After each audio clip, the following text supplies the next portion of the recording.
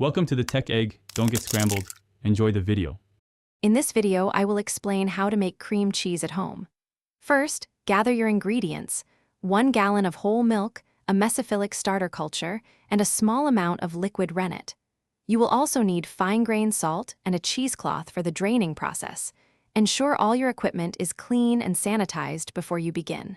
This preparation is key for a successful batch. Next, gently heat your 1 gallon of whole milk to 72 degrees Fahrenheit.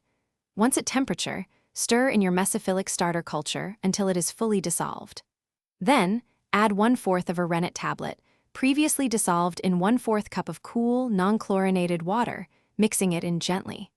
Cover the pot and let it sit undisturbed at room temperature for 12 to 18 hours, allowing the curds to form.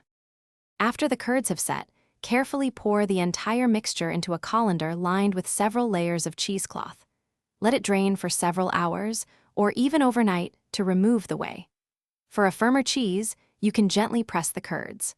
Once drained to your desired consistency, transfer the curds to a bowl and mix in about 1/2 teaspoon of fine-grained salt per pound of cheese for flavor. Finally, whip the drained and salted curds with an electric mixer until they are smooth and creamy. If you prefer a softer texture, you can add a tablespoon or 2 of heavy cream during this step. Transfer your homemade cream cheese to an airtight container. It will keep well in the refrigerator for up to 1 week.